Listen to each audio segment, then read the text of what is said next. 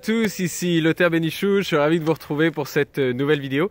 Et aujourd'hui, je voulais vous faire une vidéo sur la température, le changement de température, le chaud, le froid, les taux d'humidité. Est-ce que ça joue vraiment sur l'acné et quelle est la conduite à tenir pour pas aggraver son acné ou carrément ne pas avoir d'acné même quand on change d'environnement.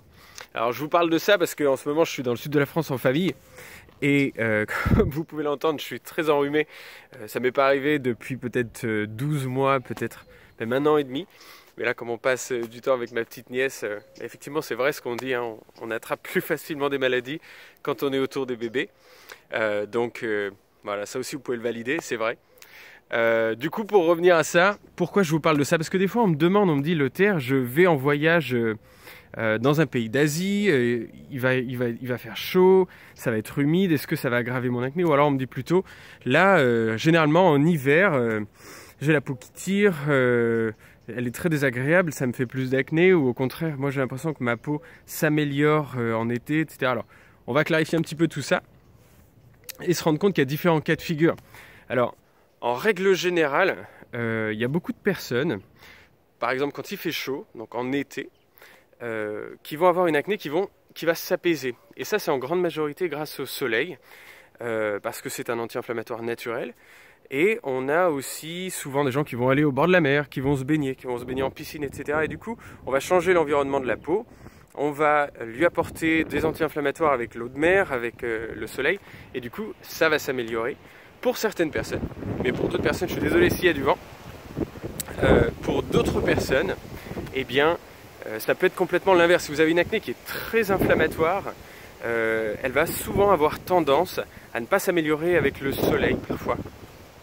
Donc ça peut tout à fait arriver pour d'autres personnes quand ils ont très chaud, même quand ils s'exposent au soleil, ça peut générer davantage de poussée. Alors vous voyez que ça peut être tout à fait du qui tout double en fait. Hein. Donc ça, il faut bien en être conscient. L'autre point, c'est quand il fait froid, il y a beaucoup de personnes qui, surtout s'ils ont une sensibilité pour les rougeurs, un petit peu comme moi, qui ont une peau qu'on va appeler avec une fragilité vasculaire ou qui a une tendance à l'érythrose, qui rougit facilement, ou encore d'autres personnes vont dire de l'acné rosacée. Vous savez ma position sur l'acné rosacée. Pour moi, l'acné rosacée, c'est simplement une acné inflammatoire ou papuleuse sur une personne qui a une physiologie, qui a une sensibilité vasculaire et du coup qui a une sensibilité à l'érythrose. Mais ce n'est pas une pathologie à part entière, on l'a dénommée comme ça parce qu'elle survenait chez des personnes qui avaient déjà une sensibilité et une tendance à faire des rougeurs. Donc pour revenir à l'hiver, si vous voyez que l'hiver vous avez la peau qui tire, qui devient désagréable et que soit ça vous crée des sécheresses, vous avez un petit peu plus de squame sur la peau, surtout dans les zones d'expression, au niveau du front, au niveau des sourcils, au niveau du cuir chevelu parfois, eh bien voilà, méfiez-vous, faites toujours en sorte, et ça c'est vrai pour tout en fait, d'avoir une peau qui est confortable. Il faut que vous ayez du confort quand vous parlez, il ne faut pas que ça tire, pensez à bien vous hydrater, ça c'est très très important surtout en hiver, pour ne pas générer de poussée pour des raisons mécaniques en fait. Donc soyez toujours en confort avec votre peau. Ça c'est aussi vrai si vous partez dans un pays qui est très humide. Pensez à non seulement à garder une peau qui va être confortable et propre. Faites en sorte de pouvoir vous laver avec une eau qui va être la plus propre possible, même si ce n'est pas le plus grave. Par contre, si vous avez une tendance à faire des boutons assez kystiques ou des choses comme ça, ça va être très important d'essayer de garder une peau qui... Il n'y a pas de problème avec la transpiration. En revanche, qui va avoir un film qui va être confortable à porter, pas une peau qui est trop brillante et trop désagréable.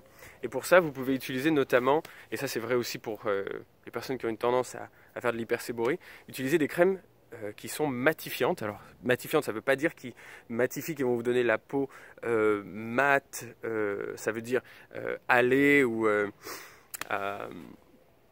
bronzée. C'est pas ça du tout. C'est plutôt matifiante, ça veut dire qu'ils ne brillent pas. D'accord ?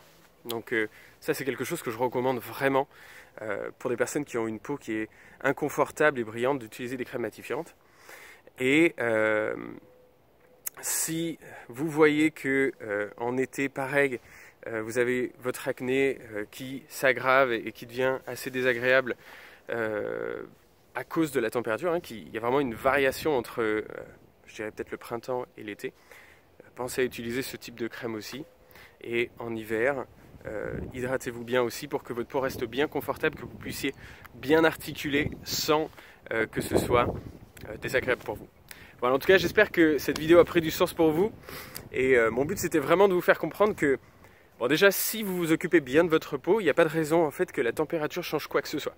En plus, pour les personnes du programme dont je m'occupe, vous savez qu'il y a d'autres facteurs dont on s'occupe au niveau interne et qui sont bien plus importants que la peau. Mais la peau, c'est toujours le facteur numéro 1 dont il faut bien prendre soin. Par contre, pour un grand nombre de personnes, ça ne suffit pas et c'est pour ça qu'on va beaucoup plus profond et qu'on s'occupe des inflammations internes. Voilà. En tout cas, si d'ailleurs ce programme vous intéresse, je vous invite à regarder dans la description de cette vidéo. Vous aurez un lien vers un webinaire qui va vous expliquer, je dirais, les 7 étapes qui sont assez importantes pour vraiment comprendre sa peau et se débarrasser de l'acné. Alors évidemment, il y en a bien plus, mais là je vous parle de 7 qui pour moi sont quand même très importantes et il y a aussi beaucoup d'erreurs que les gens font. Et eh bien, si vous avez aimé cette vidéo, je vous invite à mettre un petit pouce bleu, à vous abonner si vous en voulez d'autres. N'hésitez pas à poster peut-être un commentaire en dessous, moi je les regarde toujours, c'est peut-être mon équipe parfois qui répond, mais je les regarde toujours.